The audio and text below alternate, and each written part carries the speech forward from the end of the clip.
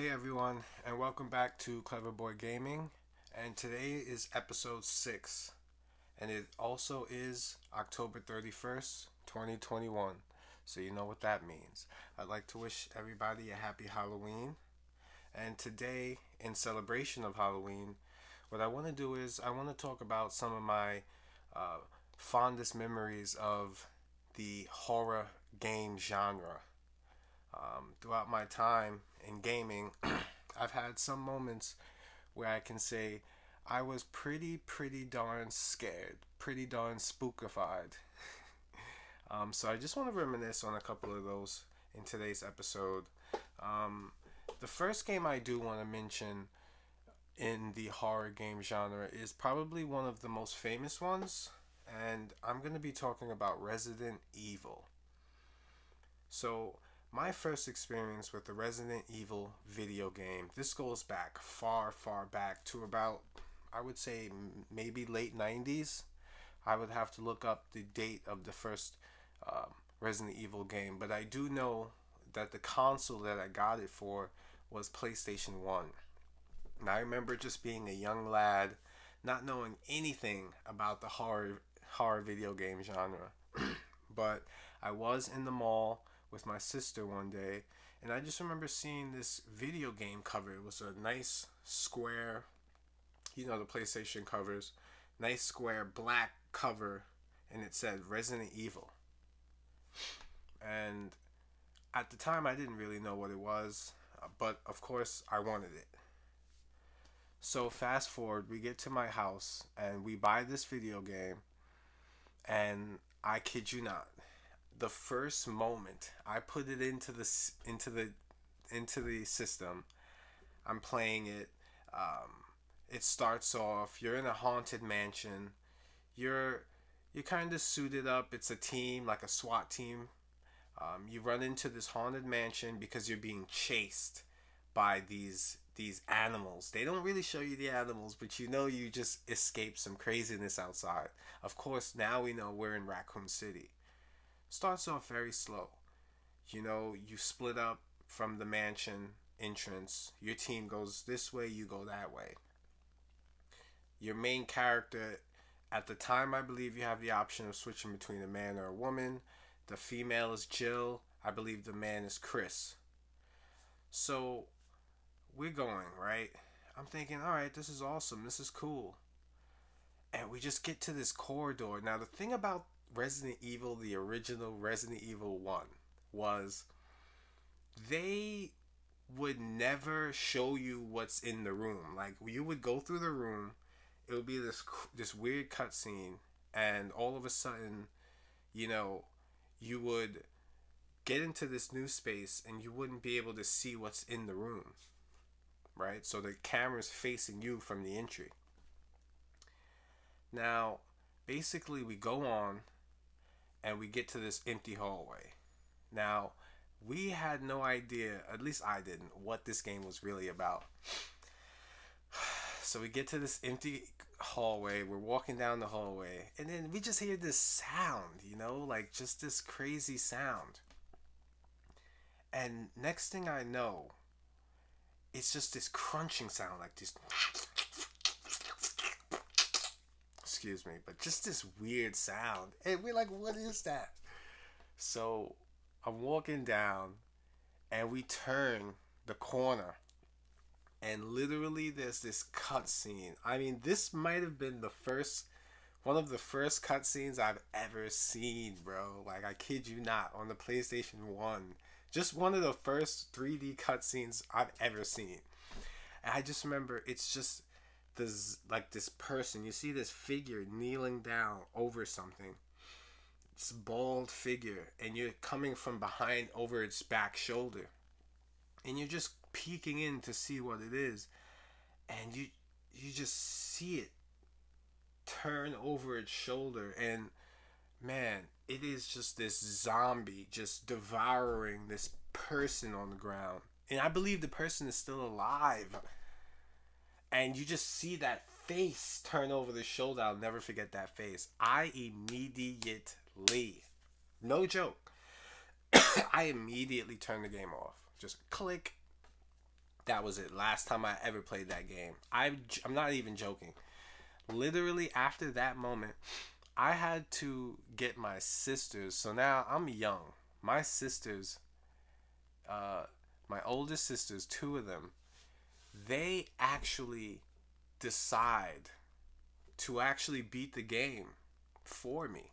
Now it wasn't for me, I would say, but like I said, that moment I saw that cutscene, I turned off the game and I told my sister I can't play it. And I remember she's the one who got it, so she's like, "Why not?" So then they turned it on, and literally from that moment on, I watched my sisters beat Resident Evil 1 from start to finish. And that was actually uh, very interesting to me because that was the first time I ever experienced something like that. I had no idea that my sisters were such gamers, but I just remember my sister was dead set on um, beating that game. I never touched it, not one bit. I was too scared, but I was able to play it watching my sisters. And I remember that was one of the first times I've ever been truly terrified from a game. Resident Evil was known for that. Oh, Resident Evil 1, the setting was just so spooky. You know, you're in this mansion. Like I said, the camera angles. Now, obviously, it's a little dated. Even you can even see it in the remake for the GameCube. But that, to me, I believe out of all the Resident Evils, that is one of my favorite settings. I mean, you can't go wrong with the Haunted Mansion. Um, you know, if we go further into the series, I would say so. From the original the first one, I actually didn't play number two. Just history wise, I gapped that one.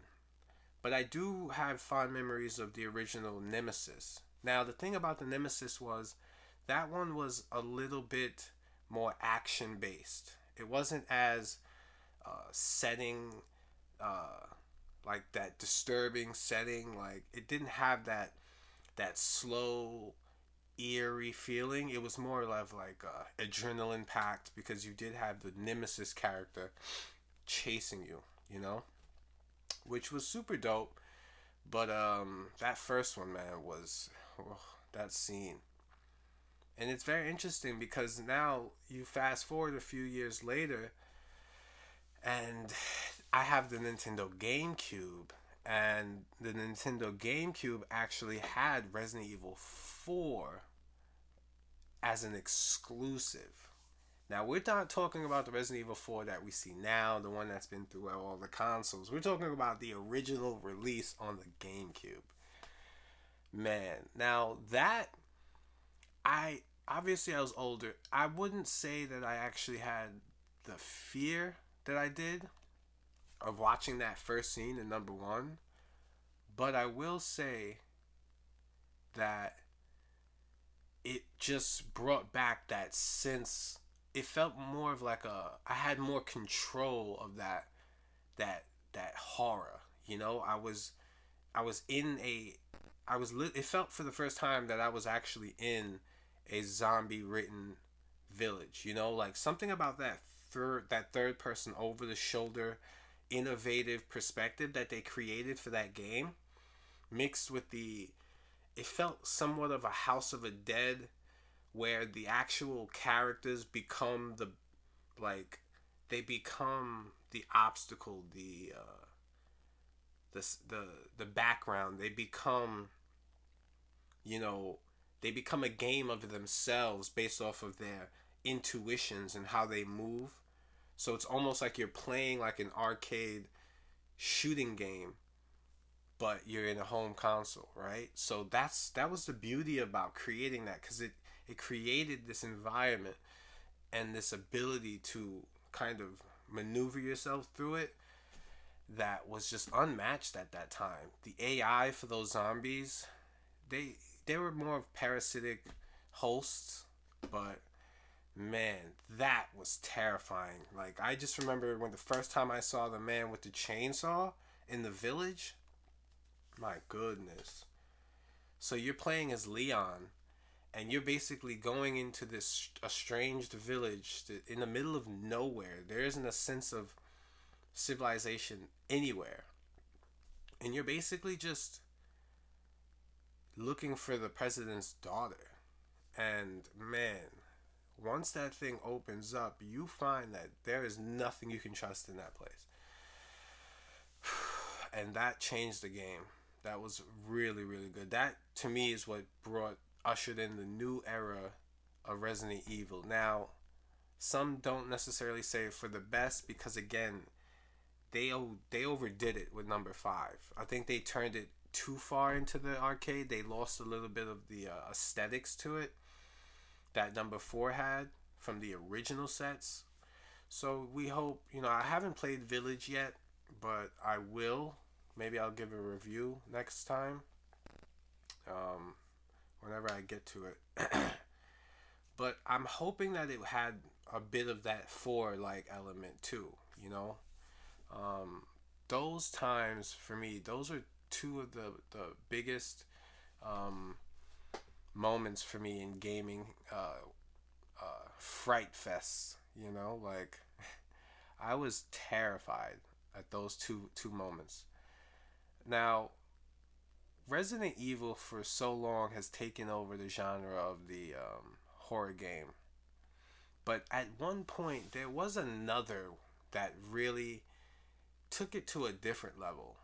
And that game I want to talk about is Silent Hill. Now, in particular, we're talking about Silent Hill 2. Now, Silent Hill was a genre of a horror game genre, but it kind of took it to a more of a I want to say like a mental aspect to fear. It it didn't depend on the overall jump out, uh, terrifying, overt setting of a zombie apocalypse. Instead, it took more of a psychological approach and dug introspectively into the characters that created this insane, eerie setting. Something that you couldn't really get from video games at the time. In particular, I remember playing Silent Hill 2 with my cousins. And the main character, his name is James. And he's a man who finds himself brought back to a known town that he experienced with his loved one. I believe it was his wife. And something about that game, you just have, it's a maturity to the fear. He goes through this town where it just seems like the town itself is dead. There's fog, there's sounds of pain and eeriness. You don't even half the time understand what James is saying to himself. You're getting a lot of introspective talk between him and himself and these interesting characters you run into in the town, each one seemingly going through their own crisis in this town. And nothing that you see, man, is what it seems. And the setting that game created was just phenomenal. I mean, some of the set pieces, some of the dialogue, the voiceovers, even the animations for the PlayStation 2. I mean, oof, when you talk about psychological thrillers, Silent Hill 2 was a whole different beast. If you haven't played either of these video games, whether it be Silent Hill 2 or if you're talking about Resident Evil 1, Resident Evil 3, Resident Evil 4, there's a lot of different ways you can play the Resident Evil games. Silent Hill 2 is a little bit more difficult. I myself still have the original copy from my PlayStation 2 days, but I don't have a PlayStation 2 right now.